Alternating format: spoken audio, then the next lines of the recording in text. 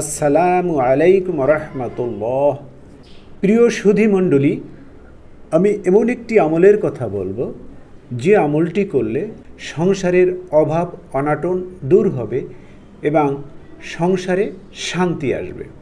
হযরত আব্দুল্লাহ ইবনে জুবায়ের রাদিয়াল্লাহু তাআলা আনহু বলেন, যদি কোনো ব্যক্তি অভাব অনাটনের সময় সূরা ইয়াসিন পাঠ করে তাহলে তার অভাব দূর হয়, সংসারে শান্তি আসে এবং রিজিকে বরকত হয়। মাজহারি।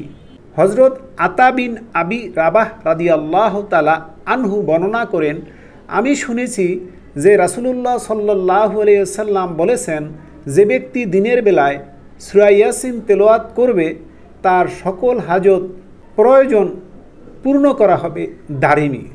হযরত ইয়াহইয়া ইবনে কাসির রাহমাতুল্লাহি আলাইহি বলেন, যে ব্যক্তি সকালে সূরা ইয়াসিন পাঠ করবে সে সন্ধ্যা পর্যন্ত সুখে স্বস্তিতে থাকবে, যে সন্ধ্যায় পাঠ করবে সে সকাল পর্যন্ত শান্তিতে থাকবে। মাজহারি।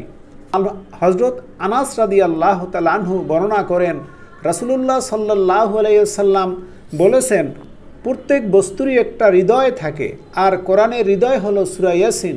যে ব্যক্তি সূরা ইয়াসিন একবার পড়বে মহান আল্লাহ তাকে 10 বার পুরো কোরআন পড়ার সওয়াব দান করবেন। তিরমিজি। রাসূলুল্লাহ সাল্লাল্লাহু আলাইহি সাল্লাম আরও বলেন, সূরা ইয়াসিন কোরআনের রূহ বা হৃৎপিণ্ড। যে ব্যক্তি আল্লাহ ও পরকালের কল্যাণ লাভের জন্য সূরা ইয়াসিন পাঠ করবে তার জন্য রয়েছে মাগফিরাত। প্রিয় দর্শক, আমরা এতক্ষণ শুনছিলাম যে আমলটি করলে সংসারের অভাব অনাটন দূর হয় ও সংসারে শান্তি আসে, এবং এই আমলটির আরও অন্যান্য ফজিলত আমরা শুনতে পেলাম। প্রিয় দর্শক, আল্লাহ পাক রব্বুল আলামিন আমাদেরকে আমলটি করার তৌফিক দান করুন। ভিডিওটি শেষ পর্যন্ত দেখার জন্য আপনাদের সকলকে ধন্যবাদ।